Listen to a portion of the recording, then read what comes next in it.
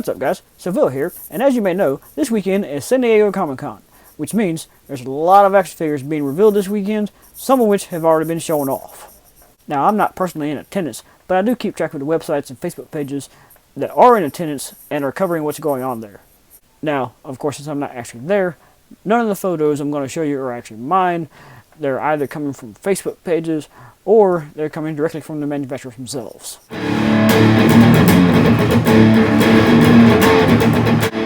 If you enjoyed this video, please give it a thumbs up and comment below. And if you want to see more from me, please subscribe and hit that notification bell. So, since I'm wearing a Power Ranger shirt, I'll go ahead and start with Hasbro's Lightning collection. We did get a couple more images of the GameStop exclusive Goldar figure, as well as an inbox image, but that's not really new. The new thing is an upcoming 2-pack featuring the Mighty Morphin Green Ranger and a Putty Patroller. Now, the weird thing about this Green Ranger is that they're actually using the silver stripes or silver horns, however you want to call it, on the helmet, which that wasn't actually in the original series. That look came later when they used the costume again for an episode of Dido and Thunder when Tommy had to fight all his former Ranger selves. So I do think it's a little bit of an odd choice for Hasbro to go that route. Speaking of Hasbro, they did show off a third wave of Avengers in-game figures featuring a fat Thor Build-A-Figure where he's just in his street clothes before they really got into action.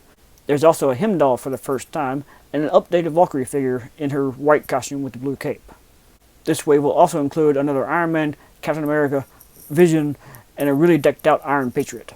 Switching gears to Mattel, they've continued to show off what they're calling the Amber collection of Jurassic Park and Jurassic World figures featuring 6-inch scale human characters as well as dinosaurs. So far we've only seen Owen Brady and Ian Malcolm, and of course you got Blue and a whole slew of other dinosaurs too. Personally, I haven't owned any Jurassic Park toys since I was a kid, but I do think this collection might get me back into it. It's something I'll at least try out and do some reviews of as they get released. Of course, also from Mattel, we have the WWE brand. They had a whole other set of brand new Elites out on display. They even showed off 2 more Ultimate figures, one being Triple H from the, I guess you'd say, late 90s, early 2000s look, as well as Finn Balor. Also, they've shown off a lot of the, I guess you'd say, the digital prototypes of a lot of characters. And I think my favorite announcement deriving from these images is that we finally get a Mattel version of China. All the backstage politics and other issues aside, China absolutely deserves to be re-immortalized in an updated action figure form. Another woman I'm glad to see an updated figure coming for is Paige. Even though she can't wrestle anymore, I do want newer versions of her. Dolph Ziggler also has a new update coming. And there is plenty more of the digital prototypes for the newer superstars on their way, as well as some upcoming figures from old school legends. Now beyond all this, one thing that is totally out of left field is a Ghostbusters set of WWE figures featuring Undertaker as the Ghost. The human characters will include Shawn Michaels, John Cena, The Rock, and Stone Cold Steve Austin facing off against a translucent Undertaker. Personally, I'm not too big in collecting these sort of things, but it is a neat idea. Moving on to NECA, they brought out their Target Exclusive Toon Turtles 2-packs again. There's a lot of T's in that sentence. The newest additions to this line will be the long-awaited Casey Jones and April O'Neil. It looks like that instead of them being packed together, they'll each come with a foot soldier. Next up is one quick thing for McFarlane Toys, the beginnings of their Mortal Kombat line. While Storm Collectibles continues to tackle the more classic looks, McFarlane is taking on the MK11 styles. These figures will be heavily articulated and pretty close to 7 inches tall.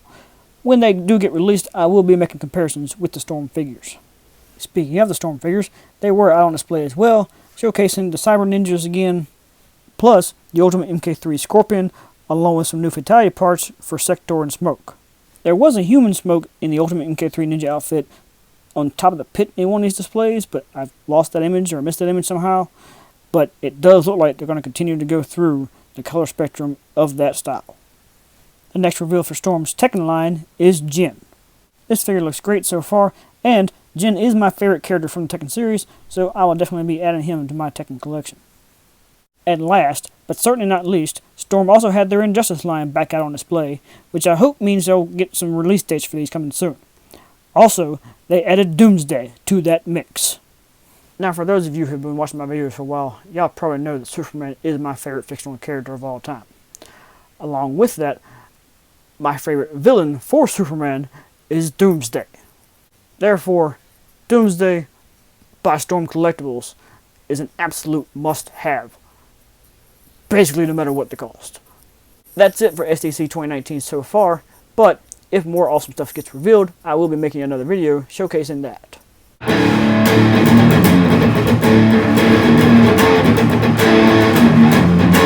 Thank you guys for watching, and if you like this video, Get over here! and subscribe to Civilian Collectibles.